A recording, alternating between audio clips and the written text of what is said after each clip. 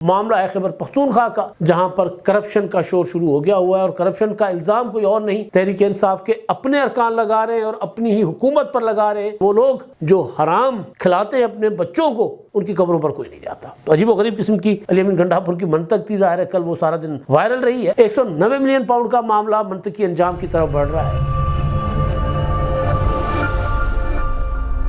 السلام علیکم، میں امداد سمرو، بیانات سامنے آ گئے ہیں، سزا تیار ہے اور لڑائی بھی شروع ہو چکی ہے۔ لڑائی عمران خان صاحب کی اپنے پارٹی کے رہنماؤں کے ساتھ، پارٹی کے رہنماؤں کی عمران خان کے خاندان کے ساتھ، یعنی عمران خان کی اہلیہ اور عمران خان کی بیگم کے صاحبہ کے ساتھ، اور وہ بھی عمران خان صاحب کے سامنے ایک خطرناک قسم کی خبر سامنے آئی ہے۔ وہ خبر بھی آپ کے سامنے رکھیں گے، اور معاملہ ہے خیبر پختونخوا کا، جہاں پر کرپشن کا شور شروع ہو گیا ہوا ہے، اور کرپشن کا الزام کوئی اور نہیں، تحریک انصاف کے اپنے ارکان لگا رہے ہیں اور اپنی ہی حکومت پر لگا رہے ہیں اور برملا لگا رہے ہیں۔ اور اس میں علی امین گنڈا پور صاحب کی ایک تقریر بھی سامنے آئی ہے، جس میں انہوں نے کہا کہ وہ اپنے والدین کی قبر پر نہیں جاتے، دور دور سے فاتحہ کر لیتے ہیں، اور وہ ساتھ یہ بھی کہہ رہے ہیں کہ وہ لوگ جو حرام کھلاتے ہیں اپنے بچوں کو، ان کی قبروں پر کوئی نہیں جاتا۔ تو عجیب و غریب قسم کی علی امین گنڈا پور کی منطق تھی، ظاہر ہے کل وہ سارا دن وائرل رہی ہے، لیکن کل ہی اڈیالہ جیل میں سماعت ہوئی 190 ملین پاؤنڈ کی اور توشہ خانہ 2 کی۔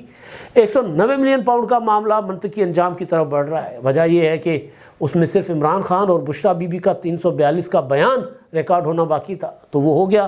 عمران خان صاحب نے اپنے حق میں گواہان پیش کرنے کا کہا ہے، جبکہ بشریٰ بی بی صاحبہ نے کہا ہے کہ ان کے پاس کوئی گواہ نہیں ہے، تو وہ کوئی گواہ نہیں پیش کریں گی۔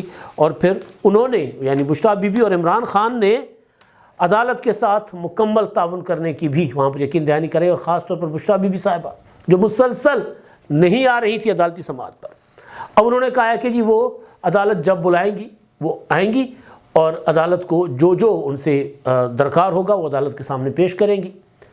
اب اگر یہ تحریک انصاف کے جو تیاری ہو رہی ہے پی ٹی آئی کی، اگر اس طرف جایا جائے، اس پر نظر ڈالی جائے، یعنی سول نافرمانی کی تحریک کی، تو پھر یہ تو جب تک سول نافرمانی کی تحریک کا آغاز ہو تب تک تو ٹھیک، تحریک انصاف کے سربراہ عمران خان صاحب جیل میں بیٹھ کر اعلان تو کر رہے ہیں سول نافرمانی کی تحریک کا، مگر خود اس کی تیاری نہیں کر رہے۔ تیاری کیا ہوتی ہے؟ سول نافرمانی کا مطلب یہ نہیں ہوتا کہ آپ نے بجلی کے بل نہیں دینے، آپ نے حکومت کا کوئی حکم نہیں ماننا، پورے کے پورے سسٹم سے انکار کیا جاتا ہے، یہ ہوتی ہے سول نافرمانی۔ حکومت اور ریاست جن اپنا اداروں کے ذریعے اپنی رٹ یا اپنا قانون نافذ کرتے ہیں، ان کو انکار کیا جاتا ہے، سول نافرمانی وہ ہوتی ہے۔ پھر اس میں بجلی کے بل بھی ہوتے ہیں، گیس کے بل بھی ہوتے ہیں، اس میں ٹیکسز بھی ہوتے ہیں، اس میں ایک ایک چیز ہوتی ہے جو سرکار کر رہی ہوتی ہے، چلا رہی ہوتی ہے۔ پولیس کا آرڈر ہوتا ہے، ڈی سی کا آرڈر ہوتا ہے، عدالت کا آرڈر ہوتا ہے، نہیں مانا جاتا، کہا جاتا ہے کہ ہم نے تو نافرمانی کا اعلان کر دیا۔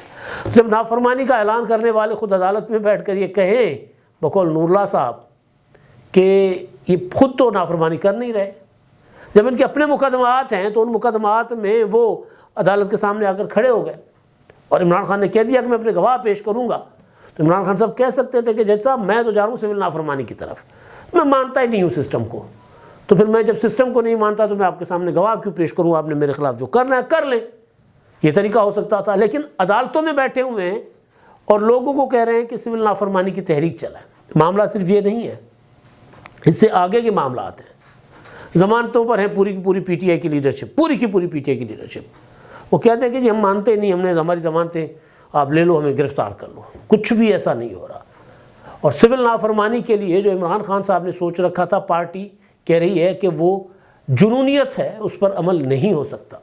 تو بہرحال بات میں کر رہا تھا کہ عمران خان نے اپنے 342 کے بیان کے بعد انہوں نے کہا کہ وہ اپنے گواہ پیش کریں گے، تو اب 190 ملین پاؤنڈ کا کیس جو اوپن اینڈ شٹ کیس ہے، اس میں عمران خان کی طرف سے گواہان کے بیانات، یا عمران خان صاحب جو اپنا کوئی عمران خان کے وکیل اگر جرا وغیرہ کریں گے تو وہ ہوگی، اور اس کے بعد یا دوسرا یہ ہے کہ اگر عدالت اجازت دیتی ہے کہ ہاں جی اب اس اسٹیج پر آپ اپنے گواہ پیش کر سکتے ہیں، یا پھر عدالت کہے کہ نہیں آپ گواہ نہیں پیش کر سکتے، تو اس صورت میں کیا ہوگا؟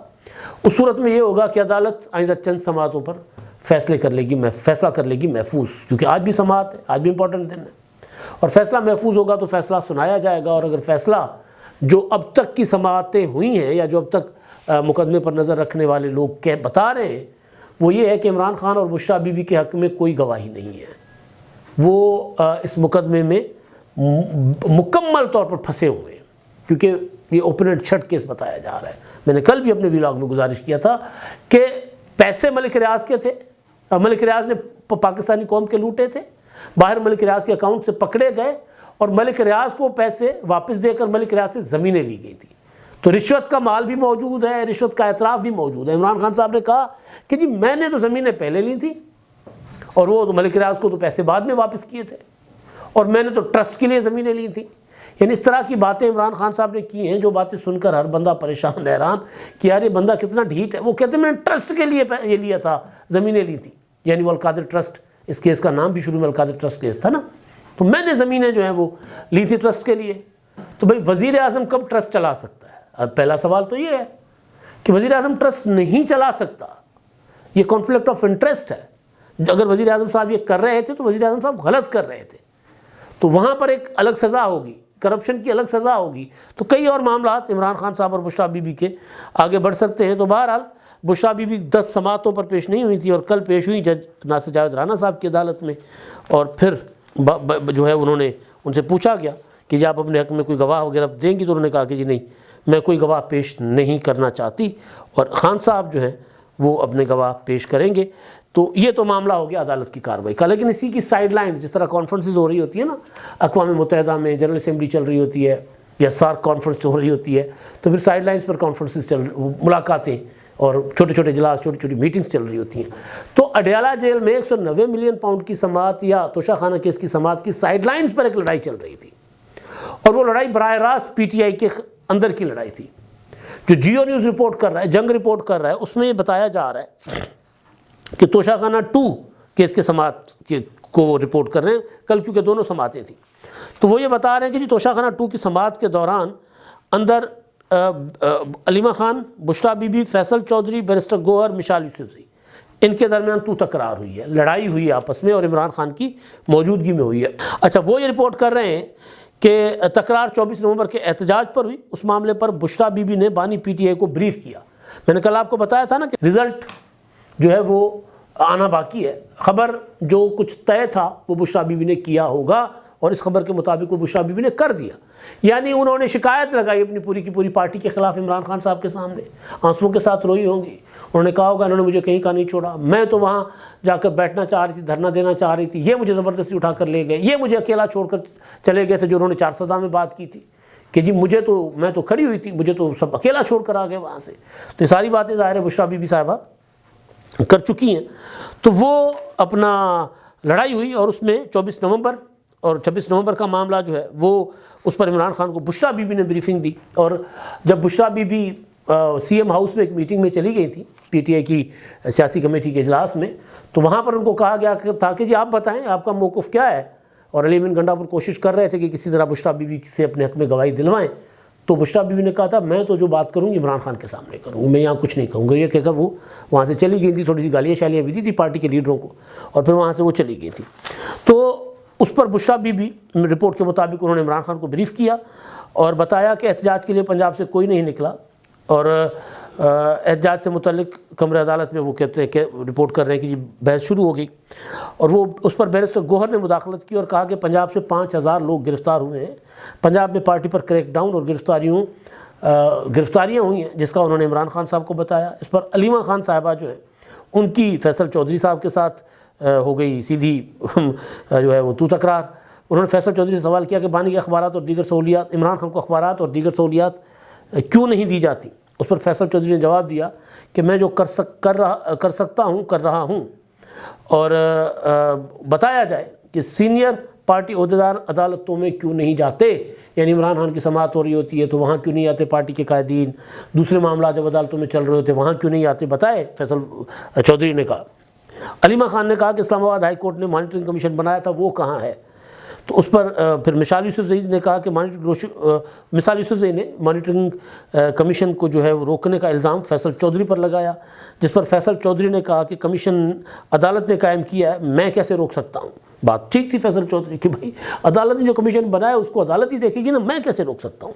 اور پھر بیرسٹر گوہر نے کہا کہ جی فیصلے پارٹی لیڈرشپ پر چھوڑے جائیں، احتجاج اور شہادتوں پر کوئی بات کرے گا تو کنفیوژن ہوگا.